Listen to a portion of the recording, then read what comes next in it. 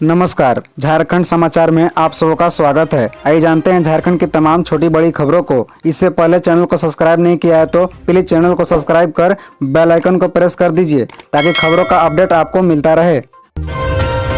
अवैध खनन मामले में भी पूजा सिंघल को बनाया जा सकता है आरोपी, ईडी ने भेजी रिपोर्ट। दरअसल आपको बता दें कि प्रवर्तन निदेशालय ने पूजा सिंघल प्रकरण में अपनी रिपोर्ट राज्य सरकार को भेजी है। इसमें पूजा सिंघल द्वारा मनी लॉन्ड्रिंग के जरिए अपने और अपने पारिवारिक सदस्यों के नाम अर्जित की गई संपत्ति आदि का ब्यौरा दिया गया है। ईडी ने अपनी रिपोर्ट में यह भी कहा है कि सीएस सुमन कुमार के ठिकानों से जब्त किए गए रुपए अवैध खनन से संबंधित है। इस राशि को अवैध खनन मामले में स्थानांतरित कर दिया जाएगा। अवैध खनन मामले में भी पूजा सिंघल को अभियुक्त बनाया जा सकता है। 3-4 जिला खनन पदाधिकारियों को भी अभियुक्त बनाए जाने की संभावना है। ईडी द्वारा राज्य सरकार को भेजी गई रिपोर्ट के साथ पीएमएलए कोर्ट में पूजा सिंघल व अन्य के खिलाफ दायर आरोप पत्र में प्रतिलिपि भी संलग्न की गई है। विस्तृत रिपोर्ट के साथ पूरा प्रकरण का एक संक्षिप्त ब्यौरा भी भेजा गया है। इसमें नाजायज कमाई को जायज करार देने के लिए अपनाए गए हथकंडे और पैसों को इधर उधर भेजने का ब्यौरा है। ईडी की ओर से भेजी गई रिपोर्ट में कहा गया है कि पूजा सिंघल मामले में जांच मनरेगा घोटाले के सिलसिले में खूंटी जिले में दर्ज प्राथमिकी के आधार पर शुरू की गई थी। हालांकि छापेमारी के दौरान अवैध खनन के सहारे जुटाए गए 17 करोड़ रुपए से अधिक जब्त किए गए। इसे अब अवैध खनन घोटाले में शामिल कर दिया जाएगा।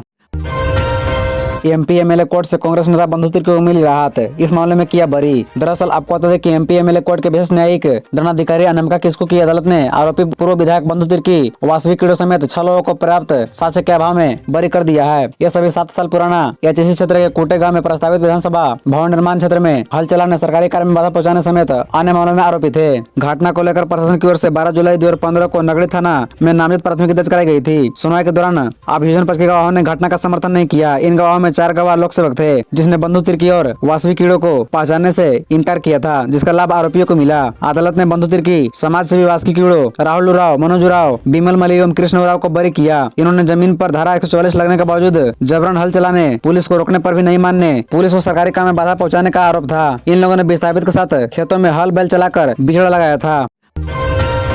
हेमंत सोरेन सरकार पर बरसे बीजेपी नेता बाबूलाल मरांडी, बोले झारखंड में जनता के पैसों की लूट मची है। दरअसल आपको बता दें कि झारखंड के पूर्व सीएम व बीजेपी विधायक दल के नेता बाबूलाल मरांडी ने कहा कि हेमंत सरकार काम नहीं कर रही है। राज्य सरकार जनता की कम अपने परिवार की चिंता ज्यादा करती है। राज्य में चारों तरफ जनता के पैसों की लूट मची है। राज्य में भाजपा की सरकार बनी तो समस्याओं को दूर करने का काम किया जाएगा। देश का प्रधानमंत्री नरेंद्र मोदी देश के विकास के लिए हमेशा चिंतित रहते हैं। गाँवों का विकास भाजपा सरकार ने किया है। पीएमजीएसवाई से गाँव में पहुँच पथ बनवाया गया, गाँव को बिजली पहुँचाई गई। रांची के अनगाड़ा प्रखंड क्षेत्र में सांसद मत की विभिन्न योजनाओं का रविवार को शिलान्यास व उद्घाटन के मौके पर वे बोल रहे थे। बीजेपी विधायक दल के नेता बाबूलाल मरांडी ने कहा कि मुख्यमंत्री रहते हुए महुआ में उनके काफिलों को रोककर ग्रामीणों ने बिजली की मांग की थी। अधिकारियों ने वहां बिजली पहुंचाई। वे हेलीकॉप्टर से उद्घाटन करने गए थे। वहां एक आदमी ने बिजली खंभे पर चढ़कर बिजली के करंट को छूकर देखा और हादसे का शिकार हो गया। झारखंड में सिर्फ खतियानी ही बने शिक्षक, इसके लिए बनाएंगे नियमावली, शिक्षा मंत्री जगन्नाथ महतो। दरअसल आपको बता दें कि राज्य में 1932 के खतियान आधारित स्थानीयता व नियोजन नीति के आधार पर ही शिक्षकों की नियुक्ति होगी। राज्य में प्रस्तावित स्थानीयता व नियोजन नीति लागू करने की प्रक्रिया पूरी होने तक शिक्षक नियुक्ति के प्रावधानों में सरकार बदलाव करेगी। शिक्षा मंत्री जगन्नाथ महतो ने स्पष्ट कहा है कि बिहार में केवल बिहारी ही शिक्षक बनते हैं, तो झारखंड में भी केवल खतियानी ही शिक्षक बनेंगे। हमारी सरकार ने 3rd व 4th ग्रेड की नियुक्ति को 1932 के खतियान आधारित नियोजन नीति जोड़ा है। विधानसभा से पारित कर दिया गया है। इसे लागू करने की प्रक्रिया पूरी होने तक नियुक्ति नहीं रोकी जाएगी। ऐसा नहीं होने दिया जाएगा कि इस दौरान ऐसे लोगों की नियुक्ति हो जाए जो इस प्रावधान के तहत नहीं आते हैं। उन्होंने कहा कि हम किसी को यह कहने का मौका नहीं देंगे कि हमारी नीति के अनुरूप नियुक्ति नहीं हो रही है। शिक्षा मंत्री ने कहा कि इस पर जल्द निर्णय लिया जाएगा। राज्य में प्राथमिक व मध्य विद्यालयों में शिक्षकों के 50,000 पद सृजित किया गया है। शिक्षकों की नियुक्ति 2 चरण में करने की तैयारी है। प्रथम चरण में 26,000 शिक्षकों की नियुक्ति की जाएगी। इसकी प्रक्रिया भी शुरू की गई है। जिलों द्वारा आरक्षण रोस्टर भी क्लियर कर लिया गया है। दूसरे चरण में 24,000 शिक्षकों की नियुक्ति होगी। झारखंड नगर निकाय चुनाव में राजनीतिक दल सक्रिय, मैदान में उतरेंगे पार्टी समर्थित कार्यकर्ता। दरअसल आपको बता दें कि आगामी नगर निकाय चुनाव को लेकर राज्य के प्रमुख राजनीतिक दल सक्रिय हो गए हैं। निर्वाचन आयोग की ओर से दिसंबर के तीसरे सप्ताह में नगर निकाय चुनाव कराने का प्रस्ताव तैयार किया गया है। हालांकि अभी तक आधिकारिक रूप से इसकी घोषणा नहीं हुई है। नगर निकाय चुनाव दलीय आधार पर नहीं हो रहा है। ऐसे में प्रमुख राजनीतिक दल समर्थित कार्यकर्ताओं को चुनाव मैदान में उतारने की तैयारी में जुट गए हैं। पार्टी समर्थित उम्मीदवारों को प्रत्यक्ष रूप से मदद करने की तैयारी की जा रही है। राजनीतिक दलों की ओर से ग्रासरूट स्तर पर संगठन को मजबूत बनाने की कयाद शुरू कर दी गई है। दलीय आधार पर चुनाव नहीं होने की वजह से चुनाव में दलों को चुनाव चिन्ह के इस्तेमाल पर रोक रहेगा। इधर राजधानी राज्य के विभिन्न वार्डों में चुनाव लड़ने की इच्छुक प्रत्याशी अपनी दावेदारी पेश कर दी है। भावी प्रत्याशी अपने समर्थकों के साथ घूम घूम कर क्षेत्र के लोगों को अपनी भावना से अवगत करा रहे हैं। वार्डों में आरक्षण रोस्टर के बदलाव होने के बाद से राजनीतिक समीकरण बदल गया है। ऐसे में वैसे वार्ड जहां महिला आरक्षण की वैधता समाप्त कर दी गई है, वहां पर पूर्व महिला वार्ड के पति इस बार चुनाव मैदान में उतरने की तैयारी में जुट गए हैं।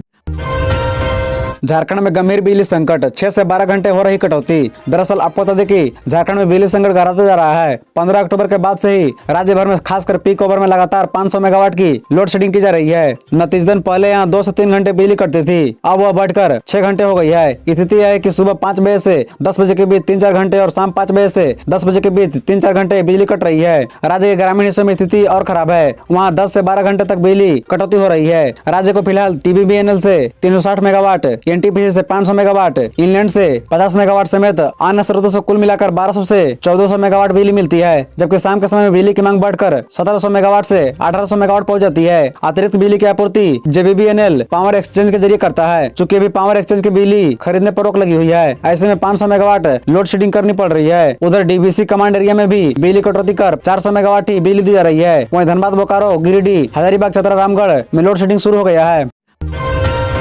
सुरक्षा बलों पर हमले की नक्सलियों की कोशिश नाकाम, सर्च ऑपरेशन में मिला विस्फोटकों का जखीरा।